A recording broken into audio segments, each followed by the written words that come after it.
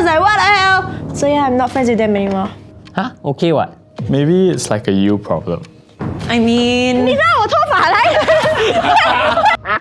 Welcome to Unpacked, the series where travel stories don't come with a filter. And emotional baggage is very much a carry-on. I'm Brendan and I'm an ESFP.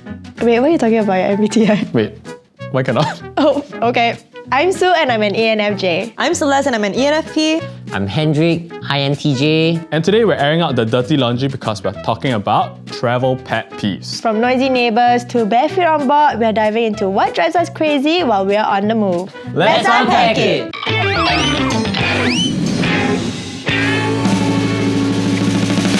What kind of traveller are you?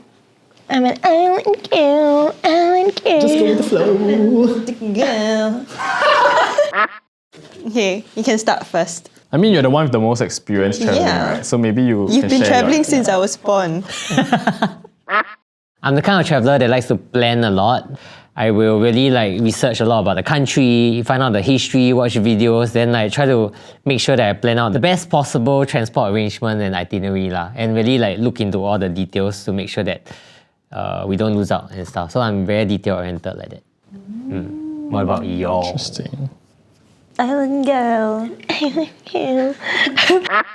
I would say I am someone who likes, from morning to night, need to have a lot of different activities. I can't just go cafes and chill. Sure, I can go cafes, but Hey, cafe just to eat and then yeet. We gotta yeet to do activity, Basically have an adventure activity, right? Yes, yeah, need to do things one. I cannot just chill. I call myself a greedy traveller in the sense that I want to do everything. I also want to do a more adventurous activities. I will usually have if I had a choice, I would have a packed itinerary morning till late at night. But I'm greedy in the sense that I want to have a mix of everything. So on top of adventure, I will want to do a massage after the climbing. Oh. Then I will still want to go to a cafe after that to chill, which I've actually done before. Morning hike, then after that cafe, and then massage, and then I went to a beach club. So your it's itinerary always very packed? Very packed, because I want to do everything. I plan a lot, but not always very packed. Brennan? I'm quite chill as long as I get to take nice pictures. Content creator, as long as the he's in the content right creator. job. As long as the place looks nice, I wear nice clothes, I match the vibe, I'm more or less happy. So do you care if the food not nice, but then it looks nice? Yes. I don't care. So as long as the food look nice, for the gram, then yeah, sure. Same. Yeah, but I guess depends on what this trip is about. If this trip is really adventure, then I don't mind doing adventure. But if it's a chill trip, I can just go to a cafe and just chill the whole day. I don't mind. Yeah, so... But my plus point is that I need to take pictures and it must look good. But I cannot do everything to the T. Because it just means you're just rushing off to the next thing, you cannot really enjoy. You need to have pockets of free time throughout the day. I defend myself. It's not I plan everything and then sweet, must die, follow. But To the second. It's time to pee now. Let's go to the toilet. But I will plan for room for spontaneity. So it's maybe this time eat already, then maybe 2 to 4 o'clock. Okay, just walk around this area and see what you find. Okay lah, so still quite chill. Yeah, as long as got something to do, cannot just do nothing. Can lah, why cannot? Can. Still can. What? But so if it's chill time, I'll plan in chill time. Just chill at the beach, read a book, that kind of thing. Can be done. I also. do find it difficult to if I go into a place with absolutely zero plans, right? And I never research anything, dude, I'll be a bit lost. I'll be what can I do to fill the time now? Actually, I've done that. So recently, last year, October, I went to Japan. I did a camping trip by myself. So I drove a camper car. The thing is that I didn't book the campsites before my trip. So I only booked when I was there during lunch. Okay, let's book. Wow, living life on the Yeah, edge. but I guess that's the fun part about it. You're really just going with the flow. Then you see, maybe tomorrow I'll go here. Then I'll just book. And the next day I'll go here. And so it's a bit more freedom. But aren't you afraid that maybe something gets sold out or you need to book it in advance to block it out, that kind of thing? Because some places, if it's popular... I guess, but then I you won't guess be it's able also to. it's not a sign to go there. that kind of thing. And the if I really universe want it, then I would. The universe will put it in your path. Yeah, and I think so It's far. not meant But I for wish me. I could do that though, because I first I have anxiety. Second of all, I don't know. My family are quite more anxious than me, so I Oh. will need to like show them like, okay, I booked this account on this day Where and you this day and going, this so day. they know where you are at any point in time. Yeah. Yeah. Then would you guys prefer like group travel or like solo travel? I feel that if it's group travel, you have to follow like, or like you need to have like a common understanding or like an average that everyone follows. Yeah. Like a baseline. Whereas if you know solo travel, it's like really based on what you like and how you travel. So But if- how will you know, no? Like if you, let's say you want to go out with, like go overseas with your close friends, you wouldn't know until the trip happens, what, no? You can do trial trips. Trial trips. Everything also the can trip trial. that made you it know? out of the group chat, but the group chat did not make it out of the No trip. lah, I think for me, I might have covered this in the last episode, is that we just need to communicate before the start of every trip, right? So just align lah, hey, this trip you want to be chill or you want to be like, what kind? Do you want to stick together all the way? Don't stick together? Then like kind of have like an informal rules of engagement, you know, like, okay, what thing you can do, what thing you cannot do, what is okay, what's not okay, what's the rough budget that we have, right? Because some people might, Oh yeah, budget is important. It is. because some people might be like, hey, I come to a new country, I don't mind spending more money to like experience the best that it has to offer lah. But other people might be like, hey, this trip is the budget trip for me. So I think budget very important to align. I think having different budgets is okay, but I think one thing that's a bit annoying to me is that if you have different budgets but you are not involved in the trip planning, then you don't that communicate kind to me pet that peeve. That's true, that's true. it's a big pet peeve it's just for a me. leech lah, basically. Just follow everything then. No, but and then cannot later pay. complain. Yeah. Then it's like the itinerary was already kind of planned, you know, you could have looked at the restaurants and see whether the menu is your budget or been more involved basically, Yeah. and like suggesting places that fits your budget instead. Yeah, I think chill still okay, but you must go with the flow law with whatever people has planned, right? Like usually I'm the planner of the group. So whenever I plan the trips, right, I will always ask like any objections or if you guys want to do anything else, let me know and then I can like slot it in, that kind of thing. But then like sometimes if they don't say anything, I mean they better not complain lah. If they complain, I will like, But I feel like because sometimes like they are like so chill because they're like, oh yeah, you can do everything. Then they don't process until they're on the trip. Then you're like, wait, this is a bit too much. And then Back out. and that's when fighting happens. Not fighting lah, maybe a bit tense. Tension. Do y'all do this thing, right? Like when say you go on a trip, then with your friends, y'all just ask, what's one thing that you really want to do when you're at this place? You ever tried before? So never. Not so much, but more of like, hey, I want to do this. Then yeah. you want to do? Okay. can we do this? Yeah. It's cause like with some of my friends, right, we have very differing preferences. Yeah, preferences. So to like kind of like even things out, we'll like say, okay, everyone just like say like one thing that you die want to do on this trip, and then we'll squeeze it in regardless of That's whether a good idea. I'll whether try we that like for the it or next not lah. trip. Yeah. So a bit everyone of- has like at least something that they want to do themselves lah. Yeah. But what if they are like, anything one? These people then- should just then don't come. yeah. Unless they really anything. Yeah, I yeah, do yeah, like yeah. those travelers. There are people. But who I'm really chill, anything I don't okay. mind. Then okay lor. If they are really anything, then it's Just make fine sure also. just make sure you pay lah.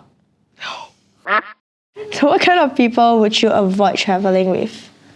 Ooh. Like a big red flag. Like, no, this kind of person cannot. I don't really like traveling with people who are very much comfortable in their bubble. Like they're not very interested in the culture. Or if they do, they want a very sanitized version that's comfortable for them. But travel isn't supposed to always be comfortable. That's a vacation. Yeah. Like if you want to go to like, let's say Southeast Asia and eat their like street food, but then you like, oh, ew, it's dirty, you know, like it's a lot of germs. Then like that you go Southeast Asia for what? Like there is like a very fine line between like being conscious of like your health if you know you have a very weak gut and also like criticizing another person's like culture. I don't like people who have no respect for time. Oh. So I mean, even if you give like, I mean, in general as Someone looks like they got guilty face. I mean, in general as well, I think it's just that, I think because you're overseas and sometimes there are like activities that you've planned and it's quite time sensitive, right? So sometimes it's just like, where are you now? Oh yeah, I'm actually like still in the toilet, I'm still getting ready. And when it's like 5 minutes and the bus is coming, if you're not here, you know, like the bus will leave, that kind of thing. So like, am I supposed to leave you or am I supposed to like wait for you? So I mean like, I have to give up on something, right? And I think it's worse like when you feel like you're nagging already. You're like, faster, guys. You're like the mother. Yeah, and you're like, mama. you suddenly become the mom instead of like a friend. Like, faster, guys, fast. You turn around and then they're like, Strolling. like freaking 30 meters strolling behind when you're rushing. Like, ooh, cannot. Now I'm fired up. I cannot. Okay. There's a bit of what like Celeste has said just now on people not respecting cultures and stuff. So I think one kind of people that I'd rather not travel with is it's very specific, right? So it's like, you know, sometimes when y'all go to markets and stuff, then y'all will like try to bargain and all. But then I think very fine line between like just bargaining a bit versus over bargaining to get the best deal, right? Because to me it's like, okay, we are in Singapore, most of us are very privileged in the sense that we get the chance to travel already. Then we go there, we still want to like nyam over like that 50 cent, $1, $2, and it doesn't mean too much in the grand scheme of things to us lah versus to them. Yeah. That's my motto. Some cultures, okay, yes, bargaining is part of the process lah, but no need to overdo it. So I cannot stand it when I meet like friends who are like that. You feel like that price is not what you want, then you bargain. If don't want, then move on. No need to be like so like 计较 lah, for the lack of a better word, over like a few dollars lah. So that's something that annoys me a lot. What about you? Oh, You haven't checked yours. me. I wanted to get my freediving license. So yeah, so I met up with this girl and then we decided to go to, do our freediving certification together in Philippines. And then like, it turns out she doesn't know how to swim. So she what? She Then how to do free float diving? on the water? So we had to do like, breath hold tests, and then we had to like swim laps and all.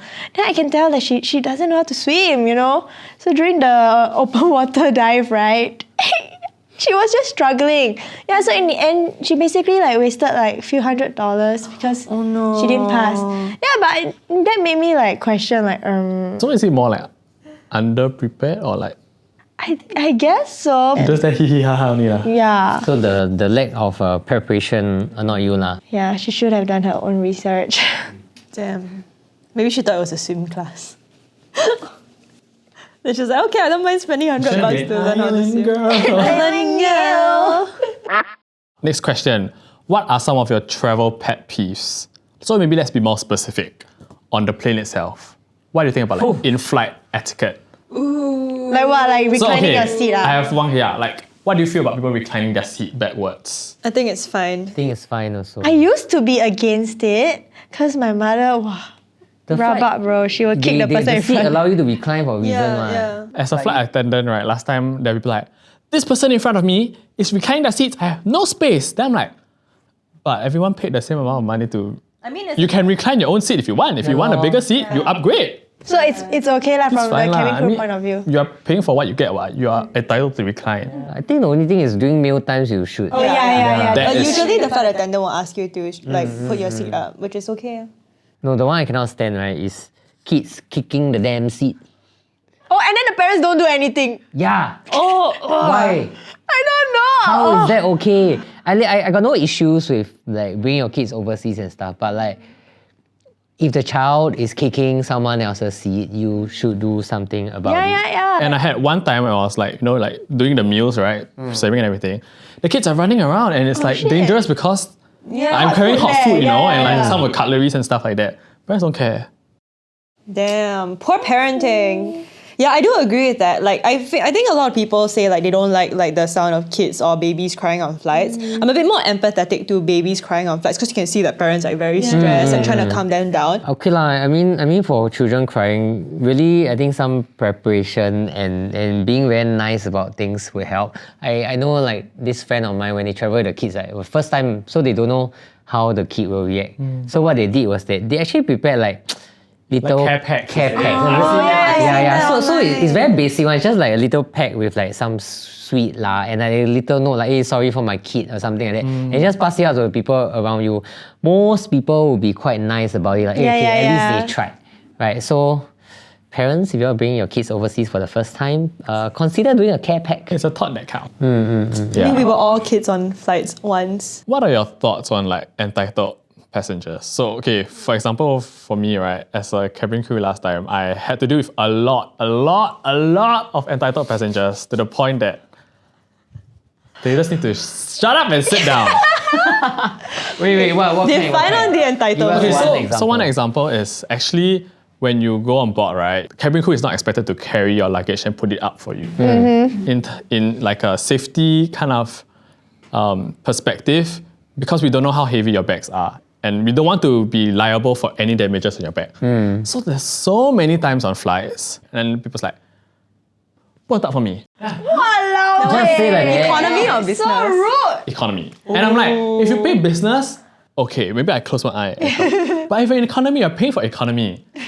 You'll pay for what you get. Economy service Don't as well. expect more. No lah, beyond the service is also human decency, right? Why would you be and so the thing is rude? that if you are able to bring this luggage out from your house into the airport onto the plane, you can just bring it up for a few He seconds. feels very passionately about this topic. So I cannot take it when people are like, cannot even just put it out themselves. That's why now it's ex-cabin crew. Yeah, that's an ex-cabin crew. Somebody made him quit. Yeah, but I feel like being in that industry and that service line just really reveal a lot of like nasty people and really can see like how people are like that lah on board and on airplanes. Any like any nationalities stand out. Actually, Singaporeans are the hardest to deal with. And because they are like the silent killers.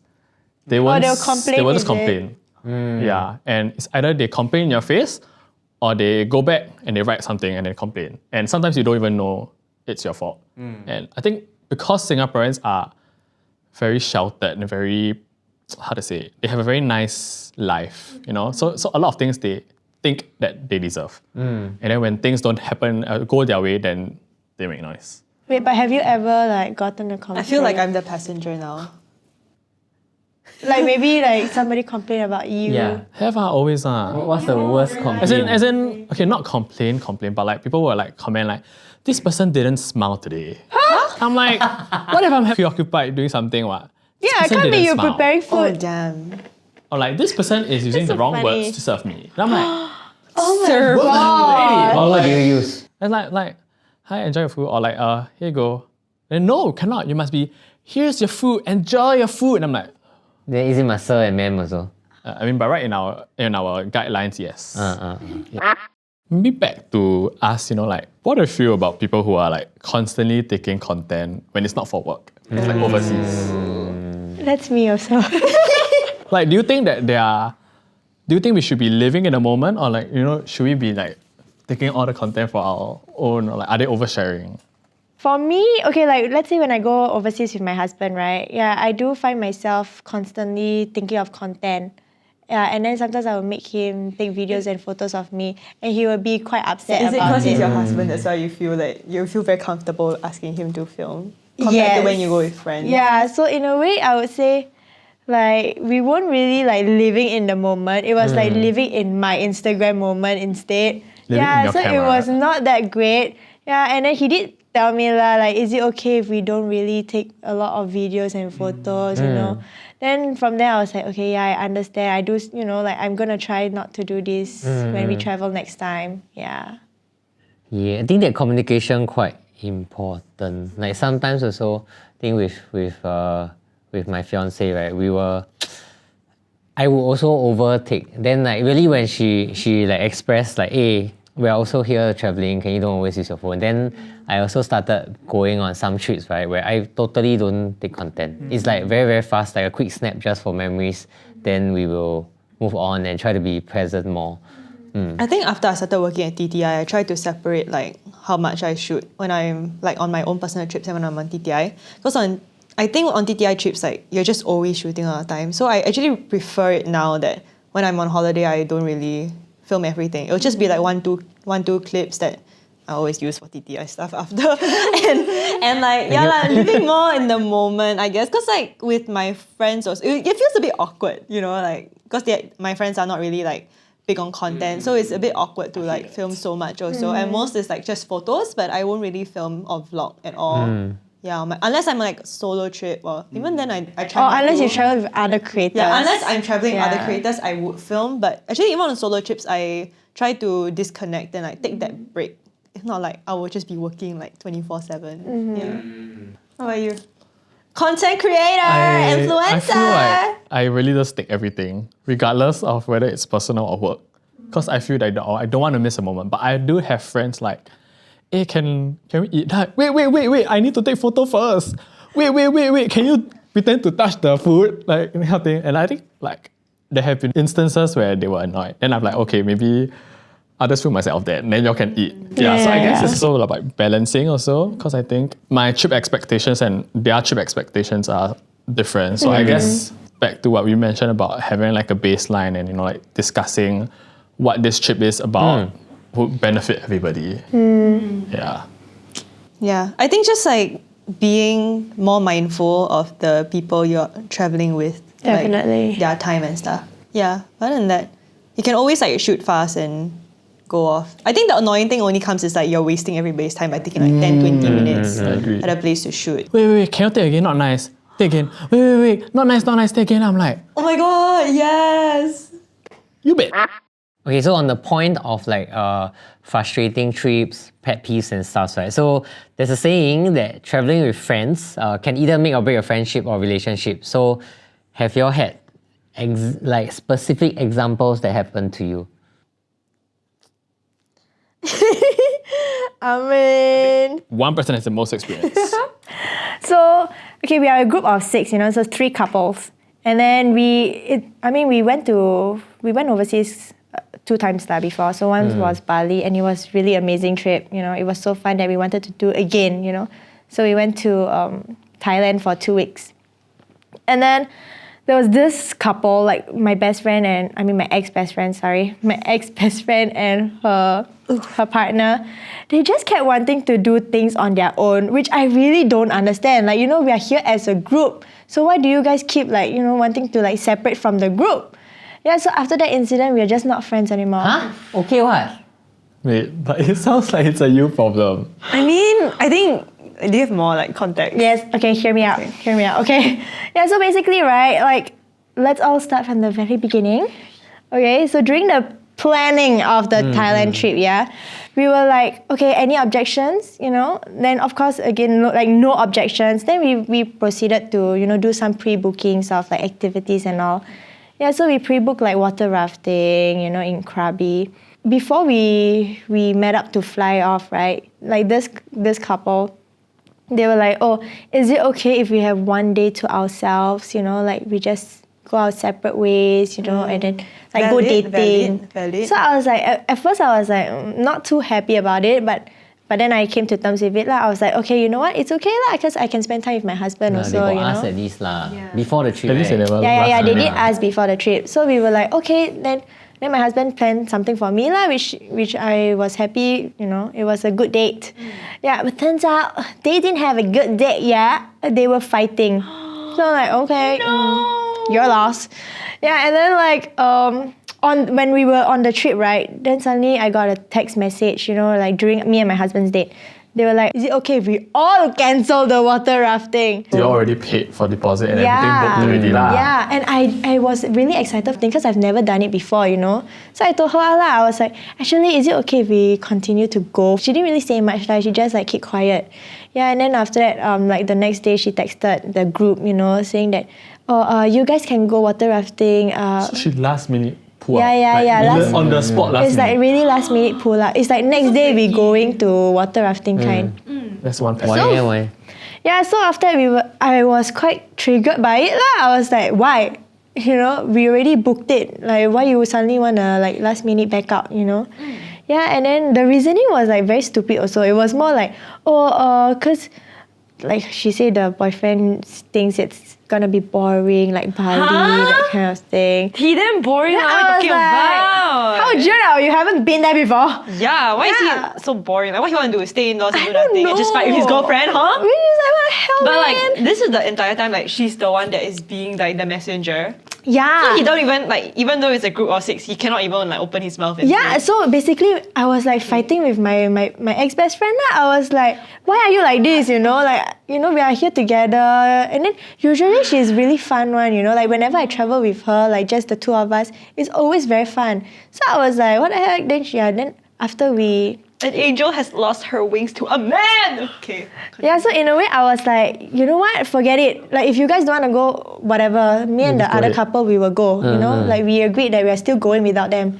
Yeah, and then she texted me like later at night. She was like, hey, I'm sorry for just now. It wasn't me. It was him. Like texting me. I was like, what the hell? Free Wait, my but then sister from the did chains they- of a mediocre man! You already had plans to do things together, and on the spot, before you doing it, you last minute cancel. It's not nice, lah. It's not nice. like being lah. flaky Damn annoying lah. Yeah. Yeah, I was just so annoyed by him specifically lah, and then annoyed at the fact that my best friend can't really stand up for herself lah, you know, like she just keeps wanting to be on his side. Like what the hell? Yeah, losing a friendship over a guy really. It really Sucks. sucks. Yeah. Oh no! It's time for Unattended baggage! Alright, it's time for some quick fire rounds. Okay, first question for today. Should you give up on pre-booked seats so a family can sit together? Yes or no? No! No. Yes. No explanation. bargaining overseas. Yes or no? No. Yes. I think no. For me, no. No. Now I look like a bitch. You are a bit. What do you mean? Would you rather travel with someone who doesn't care about personal hygiene or someone who leeches off your travel products like skincare? Leeches off I think travel leeches. products. Yeah, leeches off. But I don't want people to take my stuff. Then personal hygiene. Imagine the BO. Smelly. Yeah. Okay, fine. I will sponsor your travel products then. Babies shouldn't be on planes. Agree or disagree? Disagree. Disagree. Agree. Disagree. I love babies though. Just not the ones that are crying. That's literally all babies. Okay, bye-bye. After talking about all the travel pet peeves, what makes a good travel companion? Like, what are the green flags that you guys look out for? Something a bit more positive. I think definitely like a travel partner that will communicate what they want. Because sometimes when people don't communicate, they try to show that they are very easygoing, but actually they're not. So I think that's one thing I look out for. Like you can communicate what you want and you can own it. What about you? I guess people who have like a clear idea of what they want to do, which is very similar to what Hendrik has mentioned, and they are open with saying whether they like it or don't like it. So at least you know how to navigate that and do things that will be both good for you and that person or like your friend group. Rather than like guess and like, you don't know whether they like or don't like. Like, then not here, not there. Then when you do, then they realize they don't like it, then it's your fault. So it's like more of like a being very transparent with each other and just being very clear with everyone. What about you? I would say my version of good travel companion would be someone who's adventurous and who's not afraid to try like new things. Yeah. I love adventurous people. I think for me, like what I really like about, I think a good green flag for me is someone who is very flexible and someone who doesn't like harp on things for too long. Because you know, like travel is quite unpredictable. Things always change. Yeah. You need to be flexible enough to adapt with it and not like you can be angry like or frustrated that things don't go like according to plan. But you need to be able to let it go. And I also really appreciate it when they're also more initiative. So if like something goes wrong, like they will suggest an idea. Because I feel a lot of the times like I feel I have to like think on the spot what to do, and it's not very nice when you are in it alone. You know, it's nice to have like someone to bounce Like ideas an off equal with. partner, Yeah. not just a passenger. Yeah. I think it should be like, you know, like when you're traveling, it should be flexible because a lot of things don't always go like your way or things don't go as planned. So have to be understanding that sometimes unexpected things happen and you have to be accommodating. I think that's important as well. Like, So whether if you plan a trip or like you're on a tour and then like something happens on the tour, like you don't flip out at the tour guide or something if it's beyond his control, you know, that kind of stuff. Yeah. Basically, the biggest green flag is having a companion that's your equal and you don't have to parent. Oh, yeah. Yes. God, yeah. Because that's why you're traveling with your friend. Parent or child. Yeah, that's so bad. And especially somebody who's prepared for the trip. Financially too. Yeah, okay. So, who would be your ideal or perfect match for like your own travel companion? Because all of us have pretty different styles, right? What's your definition of a perfect travel companion? I don't think my perfect companion need to like and do every single thing I like. Because like with Cheryl, I think Cheryl is my perfect travel companion. Cheryl is his fiance. Oh yes. So cheesy, Listen, we really do have very differing interests. But like, I think we are also, maybe because it's an INTJ thing and she's also an I lah. So we are quite comfortable with doing things ourselves. And even on a trip, we could go and do our own things and then meet up and have meals together and stuff lah. So I think we're chill that way, and I think it goes back to the communication portion. We communicate, but then we also like give each other space to do what we like to do. So yeah, that's why. How about you? I feel ideal. I mean, I wouldn't want to. Okay, I mean, wow, that actually it's so difficult to answer this question because The answer is myself. the thing is, would I want to travel with myself? I'm thinking now because yes, I can have fun if I'm traveling with me as a person, but we won't get anything done. Like Why you always taking photos? no, as in You we're can just, take content we're for just you. having fun, you know what I mean? Like there is no, we're just like, oh, yeah. But like if there's things that we want to like do and accomplish, like, or like, oh my gosh, for example, let's go to Mount Fuji tomorrow. But then we wake up at like 10 a.m. It's like, oh shucks, we cannot make it. Never mind, let's not go. So, you know, like things You need someone don't- who's a bit more type A. Yeah, to- so someone, I feel like if I'm traveling, I would like somebody who's a bit more meticulous with planning and a bit more like fixed to doing things so that at least I can follow also, but also be chill at the same time. So because my personality is, yeah, let's just do whatever. and There's then like always go like two types, right? You're either a follower or you plan. Yeah, so I guess it's like if I'm traveling with another person, the ideal person is somebody who is similar but not the same. How do you find the balance between like similar, not the same, but then not clashing? You really have to travel with the person. and Yeah, find out. I feel like it's tough. Like even if you're like your current best friend that you've never traveled with, right? Whenever you go overseas, it can be different. Yeah, like their true colors will show. New You know, that kind of environment thing. also. But lah. if you're Yeah. a good travel friend or whatever, hit me up. I am. Thanks. I feel travel partner. I think my ideal travel partner is someone who is very like chill. Would still be adventurous and stuff, but more willing to go with the flow. I think I'm the same as Uncle Pots, where like I am also very okay with like separating and then meeting for a meal and doing our own things if it's like we're not interested. But I think I would still prefer like a bulk of the time to be spent together, activities to be done together. Like when I say like separate, I mean like I go shopping or I go like do Yeah lah, for massage, that short periods kind. of time. Yeah, short Yeah, periods of yeah. time. I'm okay. I'm okay with not like, being together yeah. like 24/7. Like us doing our own things and at like a place, right? Like that you may not return to soon. But for me, my ideal one is just really someone who's a lot more flexible, someone who's chill. Probably like because I think I'm like the more like hard like kanchong planner, so I need like someone who balance me out, but like not be like lazy.